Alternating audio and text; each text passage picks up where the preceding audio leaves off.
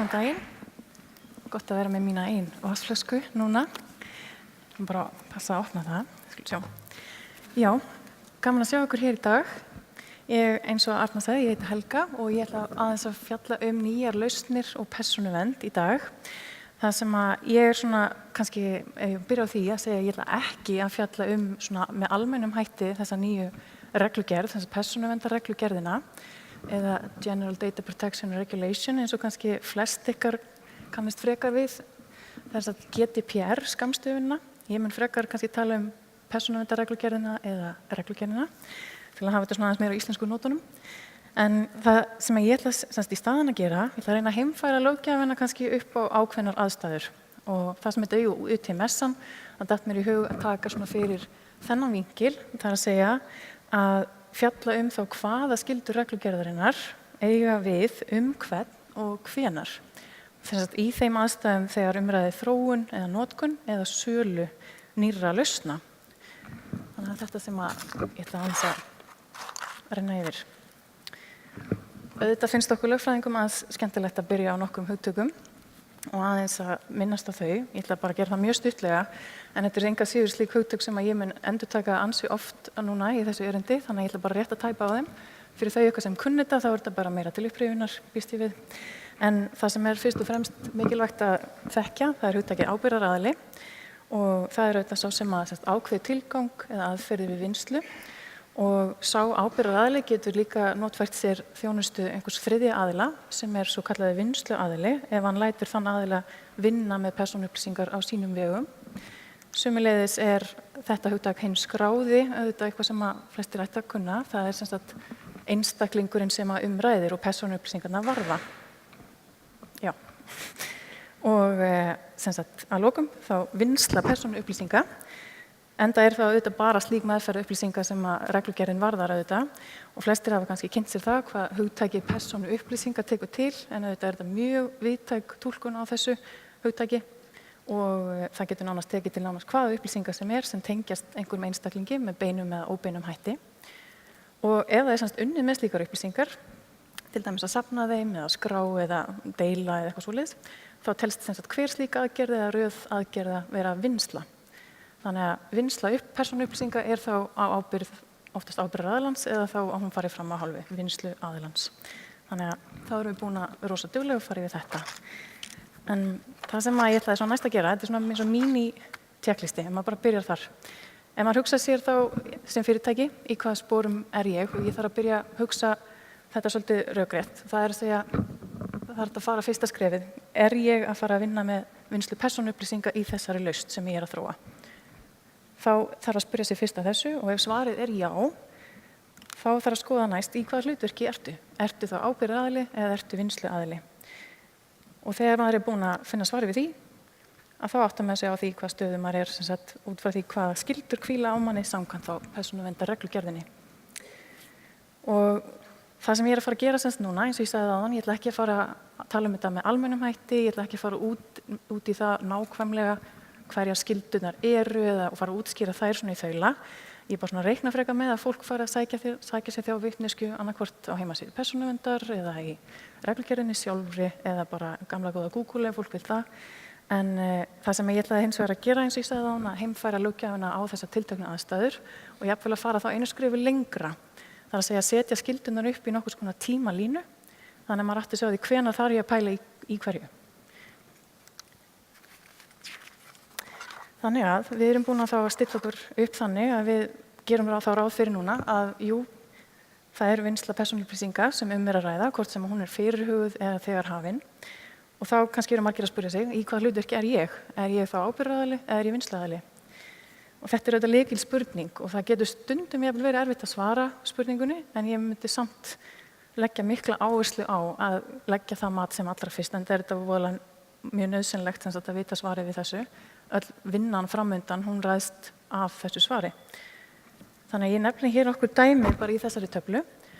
Til að mynda varðandi ábyrgðaraðila, dálkinn, það getur til dæmis verið þá aðili sem að þróa lausn til þess að hann fara að nota hana sjálfur og sýsla með persónuupplýsingar.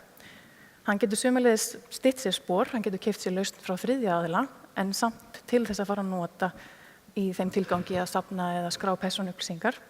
segjum til dæmis sína starfsmenn eða eitthvað svoleiðis. En aftur á móti vinnsluaðili, eins og ég nefndi áðan, hann kannski í þeim sporum að hann meira að vinna fyrir hönd einhvers annars.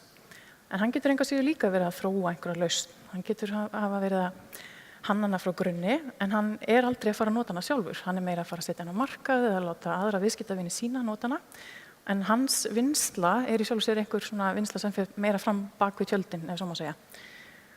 En vinnsluaðilinn gæti auðvitað líka spillt sér spor, hann gæti keypt sér þessa lausn frá þriðja aðila til þess að fara að endurselja kannski áfram til síns viðskiptavinar. En enga síður tekið að sér tiltekna þjónustu sem að felur í sér vinnslu persónuupplýsinga, til dæmis að veita þjónustu í tengslum við hýsingu gagna eða eitthvað svoleiðis. En hann ekki sem sagt ábyrgðaraðilinn enga síður, hann aldrei að fara að skrá inn gögnin í lausnina sem slíka. En auðvitað getur maður líka staðið fyrir utan þessa löggjöf algjörlega og verið bara hvorki ábyrgðaraðili né vinnsluaðili. Og þá, eins og sjáið, þá tala ég að það fer þá bara engin vinnsla persónuupplýsinga fram af þess hálfu. Og ég tek dæmi aðeins betur það á eftir. Það sem ég ætla að byrja á núna þá að fara að ræða þá ábyrgðaraðilann og reyna að skipta svona upp nokkurn veginn í 3 fasa, eins og má segja. Auðvitað setur reglugerðin ekki þessar skyldur fram með þessum hætti, þetta bara svona mín nálgun í dag, en þetta bara út frá þessu þegar maður að þróa lausn og í þessu hlutverki ábyrgðaraðila og ég að fara að nota lausnina sjálfur. Hvað á ég að gera? Þannig að við byrjum bara þá strax á fyrsta fasanum. Það á þessu hönnunar eða þróunar stigi lausnar.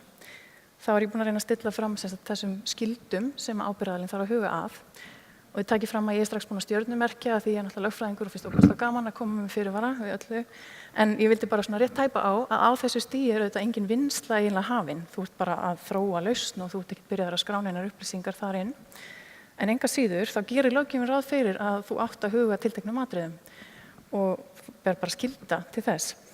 Þannig að það svona hlutir sem að ég myndi tæpa á. Það væri til dæmis þetta, vinnsla yfir höfuð nauðsynleg fyrir þessa lausn?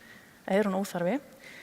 Einhver annar ábyrgðaraðili kannski að fara að þróa lausnina með þér og hann geti þá verið kallaður sameiginlegur ábyrgðaraðili með þér? Og það gott að huga því hverjir hinir skráðu eða flokkar hinna skráðu, til dæmis ef þú ert að þróa lausn sem hönnuð sérstaklega að notendurnir ef það börn eða kannski sjúklingar eða eitthvað svoleiðis, þá það bara mjög gott að átta sig á því strax. Það kannski sérstakar skyldur sem að hvíla á manni til að gæta að lögmæti slíkra vinnslu. Sömuleiðis þarf að athuga með áhættumat, það í tengslum við öryggi lausnarinnar og huga að innbyggðir og sjálfgefinni persónuvernd eins og Björn kom aðeins inn á áðan og fyrir þá eitthvað sem að hlusta á það. En það sem sagt þá þegar það verið að ákveða aðferði við vinnsluna strax á þessu þróunarstigi að það sé verið að beita þessum tæknilegu og skipulagslegu ráðstöfunum til að tryggja að meginreglur persónuvernd og öryggi séu fyrir hendi og sömuleiðis að það sé sjálfgefið stillt þannig að lausnin vinni bara með þær upplýsingar sem nauðsynlegar vegna tilgangsvinnslunar. Þetta eitthvað sem þarf að huga að bara strax þarna. Sömuleiðis þarf að huga að því hvort að það sé verið að búa til persónusnið einstaklinga og já, ef svo leiðir þá persónusniðið einnig til þess að sjálfvirk ákvarðanataka fari fram sem hefur kannski áhrif á réttindi hans og skyldur. Þetta myndi ég líka huga að strax á þessu stigi og kannski bara nýtt tækifæri að benda á erindi Hjördísar hérna á eftir, tengslum við það. En svo auðvitað mikilvægt að átta sig á því ef það einhver þriðji aðili að fara að vinna á þínum vegum með upplýsingarnar, svo kallaður vinnsluaðili. Ef svo þá þarf auðvitað að huga að gera vinnslusamnings við hann bara sem allra fyrst, en það þarf slíkur samningur að vera undirritaður áður en að vinnslan hefst. Og það sem helst oftast í hendur við val á þessum vinnsluaðila, það hvort að upplýsingar séu að fara að vera fluttar úr landi. En í þessum skilningi hef ég ekkert miklar áhyggjur af og ekkert eflaust persónuvernd heldur eða verið að tala flutning persónuupplýsinga innan Evrópusambandsins eða EES-svæðisins. Heldur það aðalega kannski áhyggjuefni ef það verið að flytja gögnin út fyrir Evrópu. Það aðeins strangari skilyrði sem eiga við, svo má segja, þannig að það þarf allavega að kynna sig það og athuga hvort það sé yfir höfuð heimilt að flytja gögnin. Því það gæti kannski verið að svo sé ekki. Þá ég komin að næsta fasa sem þá í rauninni áður en að vinnslan hefst, það að segja, áður en að ábyrgðaraðilinn fer að nota lausnina. Hann ekki byrjar að skrána inn gögn, en hann komin ansi langt í þessu þróunarferli.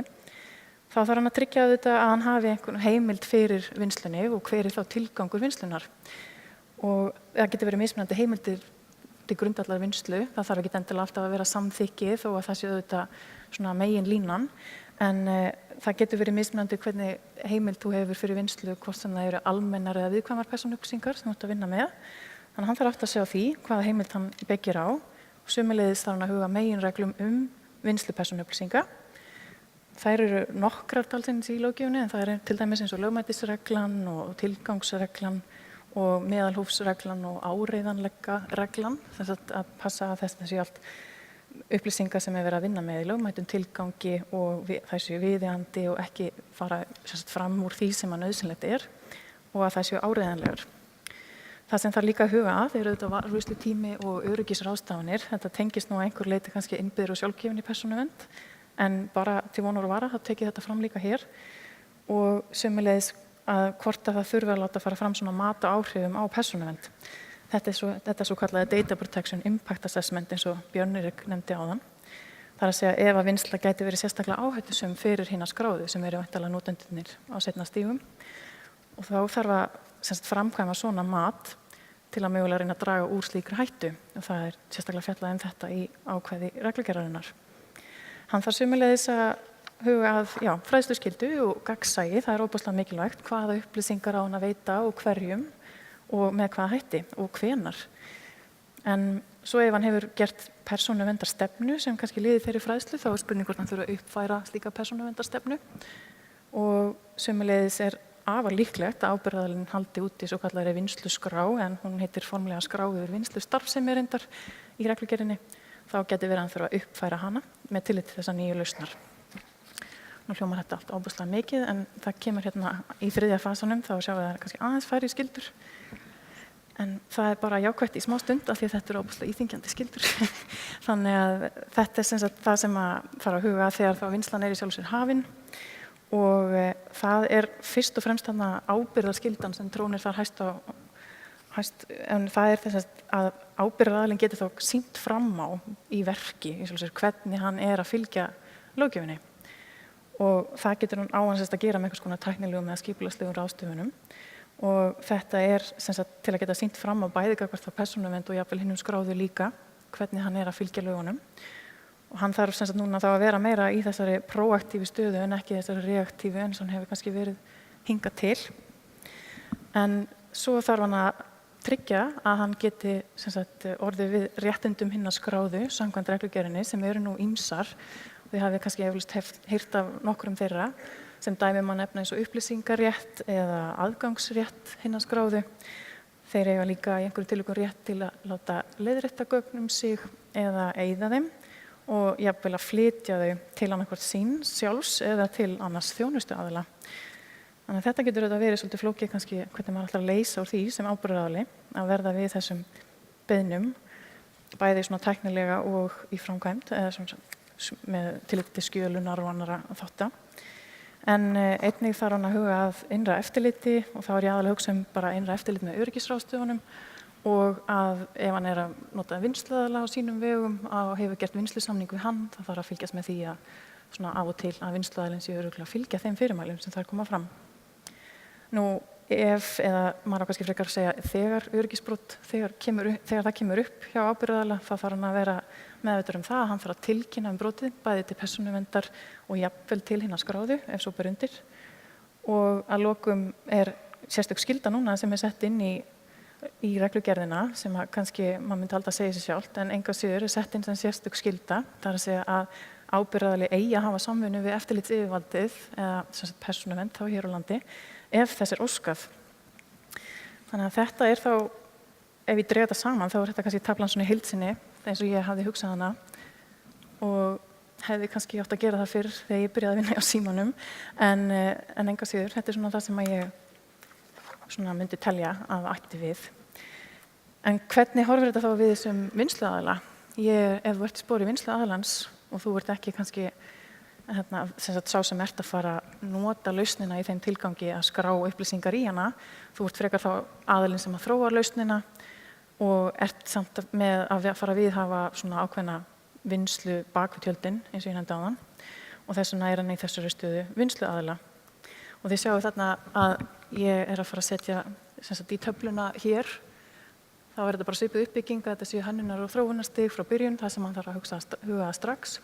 Og í hinum 2 reitunum ég meira að gera ráð fyrir þarna áður en að vinnsla hefst þá að hálfu ábyrgðaraðilans, eða þá að vinnslan sé jafnvel þegar hafin af hálfu hans. En það sem hann þarf að huga að á hönnunar- og þróunarstig, þetta eiginlega ofboðslega svipað og ég nefndi áðan hjá ábyrgðaraðilanum. Vinnslan nauðsynleg, búið framkvæma áhættumat og huga öryggisráðstöfunum og innbyggðir og sjálfgefinni persónuvernd og einhver vinnsluaðili á þínum vegum sem að fara að sinna jafnvel einhverju öðru hlutverki. En stundum getur þetta verið myndast svona hálfgerð keðja af bæði ábyrgðaraðilum og vinnsluaðilum. Og einmitt hvort að flutningur upplýsinga úr landi á sér stað. En þetta eitthvað sem hann ætti að huga líka, bara rétt eins og ábyrgðaraðilinn. En það sem að ég myndi mæla með að vinnsluaðili geri áður en að vinnslan sjálf hefst af hálfu þessa ábyrgðaraðila, þá myndi ég hugsa að ábyrgðaraðilinn í þessu tilviki væri til dæmis bara viðskiptavinur vinnsluaðilans og þá myndi ég fræða þá viðskiptavinin verðandi ábyrgðaraðilann, fræða hann virkni lausnarinnar mjög ítarlega, bara hvernig virkar hún með tilliti til vinnslu persónuupplýsinga og hvað hef ég gert til að tryggja öryggi þeirra upplýsinga sem að muni vera skráðar þar inn. Ef ég að notast við einhvers vinnsluaðila á mínum vegum, þá þarf ég að upplýsa mínum viðskiptavinum það og jafnvel fá samþykki hans fyrir því og ég myndi ekki síður vekja athygli á gerð vinnslusamnings, þannig að það sé þetta samningssamband ykkar á milli með tilliti til þessara löggjafar. Og sömuleiðis gæti hann þurft að aðstoða ábyrgðaraðilann við að fullnægja fræðsluskyldu og athuga með gagnsæi gagnvart hinum skráðu sem munu annaðhvort nota lausnina eða sem upplýsingarnar varða. Sömuleiðis þarf vinnsluaðilinn líka að huga því að uppfæra sína vinsluskrá ef að hann að halda út í slíkri skrá yfir höfuð sem að ég reikna með að verði svona meginlínan framvegis. En ef að vinnsluaðilinn þegar hafinn að hálfu ábyrgðaraðilans þá kannski ekki svo mikið sem að vinnsluaðilinn þarf að huga að nema fyrst og fremst að hann sé að fara eftir ákvæðum vinnslusamningsins, hann sé að uppfylla þau skilyrði, hann þarf að tryggja öryggi persónuupplýsinganna, það svona rík skylda sem mun núna hvíla á vinnsluaðilum, þannig að þeir eru ekki lengur svona stikkfríir ef svo má segja eins og þeir hafa verið og þeir þurfa að gæta þess að tilkynna öryggisbrot til ábyrgðaraðila síns, öfugt við það sem að ábyrgðaraðilinn gerir. Hann tilkynir til persónuverndar eða jafnvel til hinna skráðu en vinnsluaðilinn tilkynir beint til ábyrgðaraðilans og þar myndast þá þessi keðja tilkynningaskyldu. En sama skylda hvílur aftur á móti á vinnsluaðila upp á það að hafa samvinnu við persónuvernd rétt eins og ábyrgðaraðilinn ef að þess óskað. En þá bara mjög stuttlega ef maður hvorki ábyrgðaraðili né vinnsluaðili, ef maður ekki þá bara stikkfrýr, ef maður ekki bara í góðum málum og ég myndi nú halda svona að mestu leyti að þú værir stikkfrýr, að allavega heyrir ekki undir þessa löggjöf tilteknu, en ég tek hérna dæmi til dæmis eins og þannig pjúra endursöluaðila, ef svo má segja. Hann kaupir einhverja vöru frá einhverjum birgja út í heimi kannski og ætlar sér bara að selja vöruna á íslenskum markaði og það eru íslenski kaupendur sem að kaupa hana og munu bara nota fyrir sitt leyti, þessi endursöluaðili algjörlega svona hands off, ef svo má segja. Hann aldrei með aðgang að gögnum og ekkert að stýra þessum hugbúnaði kannski sem fylgir vörunni eða neitt slíkt og þá hann algjörlega stikkfrýr samkvæmt persónuverndar-reglugerðinni, myndi ég halda, en ég myndi samt mæla með auðvitað, ég var leggja hérna fullt af skyldum og fullt af fólki, en ég myndi mæla með að hann myndi engar síður afla sér upplýsinga hvernig þessar lausnir sem hann hyggst selja, hvernig þær uppfylla skilyrði þessar reglugerðar og bara hvernig eða jafnvel bara kynna sér hvernig vinnsla persónuupplýsinga háttað með notkun lausnarinnar. Þá hann alltaf í betri stöðu til að upplýsa sína kaupendur það.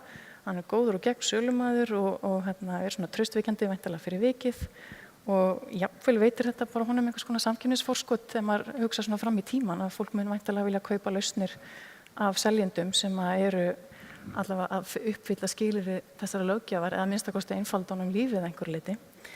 Og sömuleiðis ef þegar hann nú að selja vöruna til síns viðskiptavinar, þá spurningu ef að lausnin þess eðlis, væri kannski sniðugt að setja einhver fyrirvara í samningi við viðkomandi að jú, ég ekki að aðhafast neitt með vinnslu persónuupplýsinga, þar af leiðandi ég hvorki vinnsluaðili né ábyrgðaraðili að neinu leyti, bara til að það sé skýrt afmarkað í ykkar samningssambandi, það gæti kannski verið bara sniðugt. En það sem að hann þarf aftur á móti að passa sig, þessi endursöluaðili, ef hann ætlar að vera rosalega með mikla þjónustulund og ætlar að bjóða fram einhverja svona auka þjónustu, hann kannski selur svona á kantinum einhverja viðbótar þjónustu með lausninni. Heyrðu, viltu kaupa þessa lausn, en ég ætla samt að bjóða þér ef þú vilt, þá get ég alveg búið þér til að hýsa gögnin hjá okkur, eða ég skal bara reka kerfið fyrir þig. Þá hann væntanlega komin yfir einhver ákveðna línu, þannig að hann komin í þetta vinsluaðala hlutverk sem við fórum yfir áðan. Og þá tikkar þetta allt saman inn að það þarf að vera vinslusamningur þarna á milli kaupandans og hans og svo framvegis. Þannig að hann þarf að passa sig kannski að því leitinu til, þó að það séu þetta. Ég ekkert á móti því að fólk veiti slíka viðbótar þjónustu. En svo kannski bara rétt aukalega ef að þessi endursölu aðili, ef hann svona með sjálfstæðum hætti, kannski halda utan einhvers konar viðskiptamanna skrá eða viðskiptamanna bókhald eða eitthvað í þeim dúr, og það tekur ekki sérstaklega til notkun einstakra lausnar, þá hann alltaf sjálfur orðinn ábyrgðarleg fyrir sitt leyti og það bara passa sig samkvæmt því, en það bara svona pínu út úr kannski. En já, svo vildi ég aðeins að lokum rétt nefna svona nokkur kannski raunhæf dæmi eða svona reynslusögur kannski úr mínu nærumhverfi. Ég auðvitað hvorki markaðs né sölumanneskja og ég aldeilis ekki að fara að stíga mín fyrstu spor í þeim efnum í dag, en enga síður kannski þægilegt að hugsa þetta út frá einhverjum ákveðnum dæmum. Og eins og þegar ég byrjaði hjá Símanum 2015, svona stuttu síðar komst ég að því að það væri ákveðnar lausnir svona í þróun og bígerð, og þá vill maður auðvitað skipta sér sem mest af því, en til að þetta passi allt heim og saman við þessa nýju löggjöf, þannig að maður þurfi ekki að fara að rekja upp sporin eftir maí 2018, það myndi náttúrulega bara kosta pening og vesen fyrir alla. Þannig að það voru sérstaklega þessar lausnir sem ég vildi nefna í dag, eins og greiðslulausnina Síminn Pay og flota stýringakerfi sem heitir Snjallari bílar. Og það sem sagt í báðum tilvikum varandi þessar lausnir, þá Síminn að mestu leyti að starfa sem ábyrgðaraðili, mögulega kannski vinsluaðilega einhverjum tilvikum varandi Snjallari bíla, en það annar mál. En þarna á þessum tíma allavega, þá vorum við ekki sérstaklega komin langt í þessari undirbúningsvinnu varandi persónuverndarreglugerðina. Það var bara alls ekki þannig. En enga síður þá var alveg ljóst að við vildum grípa til handa og vera með þessar lausnir allavega tilbúnar, þannig að það myndi allavega uppfylla skilyrði laganna. Þannig að við þurftum að gera þetta nokkuð óskipulega þannig til að byrja með. Ég vildi að ég hefði kannski hugsað þetta svona skipulega þá, en það sem við allavega hins vegar lærðum af þessari reynslu, ég og mínir samstarfsmenn, var auðvitað að við vitum betur núna hvernig við viljum tækla svona verkefni framvegis, og ef þetta gerist aftur að við erum að fara að þróa nýja lausn og við þurfum að huga persónuvernd, að þá vitum við hvað við ætlum að gera. Og til að mynda hefur eins og samstarfsfólk mitt fengið fræðslu þá reglugerðina. Það hafa verið setta verklagsreglur og búin til tékklistar, og flest allar svona hugmyndir og einhverja svona pælingar eru borðnar undir mig, ég ætla rétt að vona það allavega á einhverju stigi.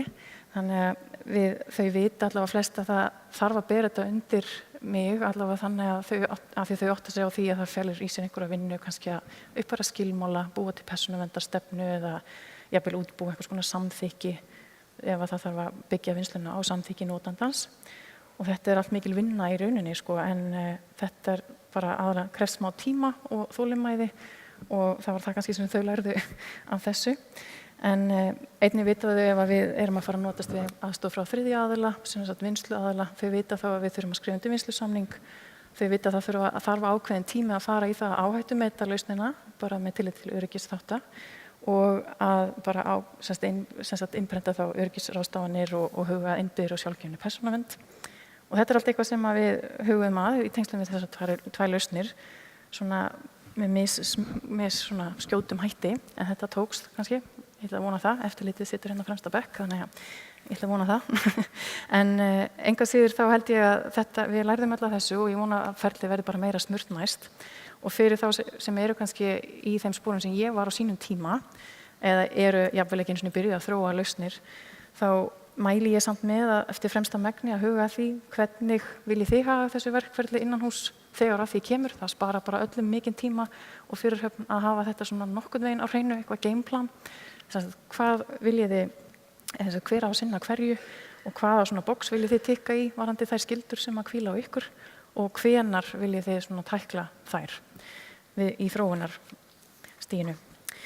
Og Svo kannski bara stutt dæmi frá sjónarhorni þá vinnsluaðilans sem eins og Sensa, dótturfélagsins okkar, það vinnur svona í 90% tilvika sem vinnsluaðili fyrir sína viðskiptavini, en hann getur líka verið endursöluaðili og selt til dæmis bara eldveggi í boxi bara yfir borðið, en hann getur líka selt kannski eldveggja þjónustu samhliða og þá komin í svona vinnsluaðila hlutverk varðandi slíka þjónustu. Og þetta fullt af öðrum þjónustum endurselja og þjónusta eins og Office 365 eða eitthvað svoleiðis, þá það náttúrulega svona pjúra vinnsluaðila hlutverk. En já, það bara síðasta glæran. Ég bara með örfá svona ráðleggingar kannski frá mér, auðvitað kannski eins og gefur að skilja, þá myndi ég kannski fyrst benda á að ef eitthvað ykkar ekki byrjað að huga að því hvernig reglugerðin mun snerta ykkar starfsemi eða hvernig þið ætlið að tryggja að starfsemin lúti þeim reglum, þá myndi ég auðvitað huga því sem allra fyrst. Það kannski segir sjálft, en þessi atriði sem ég fór yfir í dag auðvitað bara ein leið til að heimfæra löggjöfina upp á tilteknar aðstæður, en það ekki víst að það hendi öllum, en þetta svona eins og ég sé það fyrir mér út frá þessu sjónarhorni.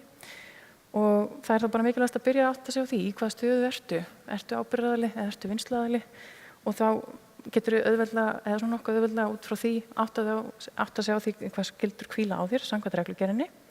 Og það mikilvægt að muna að það eru líka skyldur sem hvíla vissulega á vinnsluaðilum, þannig að þeir eru ekki lengur stikkfríir, bara þannig að þeir séu meðvitaðir allir það. Og einmitt ákveða hvernig best að heimfæra skyldurnar á ykkar umhverfi, bara reyna að beita því að algjöru skynsemi og ekki vera alveg að missa sig, og þetta auðvitað rosalega inngripsmikið, maður veit það, en maður þarf að búta niður fílinn, það alveg klárt mál. Og jafnvel að huga hvort að það sé hægt að byggja þetta ofan á núverandi stjórnkerfi ef að slíkt þetta staðar innan fyrirtækisins, þetta einhvern veginn hægt að þræða þetta inn í það þannig að þetta verði nokkuð þægilegt og smurt ferli. Og bara huga að gagnsæi og huga að ábyrgðarskyldunni að þú ert þessi ábyrgðaraðili, það getur verið svolítið flókið. En svo vona ég að þetta verði kannski frekar bara flókið svona fyrst í byrjun. Auðvitað getur þetta verið rosalega flókið að ímynda sér hvernig maður ætlar að útfæra þetta og allt svoleiðis, en ég held að það sé nú vonandi bara strax svona í fyrsta sinn sem maður að tækla þessi viðfangsefni, en svo verður þetta vonandi verklag sem allir fara að þekkja og eru meðvitaður innanhús, og þetta auðvitað svona vinna sem að krefst samstarfs margra. Þetta ekki bara inn á borði eins lögfræðings eða eins kerfistjóra eða eitthvað svoleiðis, heldur þarf aðkomu margra, þar á meðal einmitt tæknifólks og öryggissérfræðinga og jafnvel sölumanna og þjónustuaðila. Það þurfa allir að vera svolítið í sama liði og átta sig á því hvernig þeir vilja tækla þessi mál innanhús. Og já, og bara ég myndi ekki vanmeta heldur mátt eftirlitsins hér á landi. Ég myndi ekki fara á heimasíðu stofnunarinnar og telja hverju margir starfsmenn eða eitthvað svoleiðis og halda að það sé þá bara eitthvað, það lítið mál, það enginn að fara að banka upp hjá mér. Ég myndi bara alls ekki hugsa þannig, það auðvitað verið að breytast núna, það mun örugglega tvöfaldast eflaust fjöldinn þar á næsta ári eflaust, en svo auðvitað þarf svo lítið til þess að maður verður kannski allt í undir smásjá eftirlitsins. Það þarf ekki nema bara þess vegna einhver ábendingu til eða jafnvel kvörtun frá einum einstaklingi, og þá þetta bara, þá náttúrulega ber þeim að rannsaka málið og allt svoleiðis. Þannig að þið áttuð ykkur auðvitað á því bara jafn mikið og ég hvernig þessar sektarheimildir geta komið inn á borð allra. Þannig að já, ég ætla ekki að hafa þetta lengra í bili, og ég talaði ógeðslega hratt, en vildi komast yfir allt, en ég bara takka fyrir mig.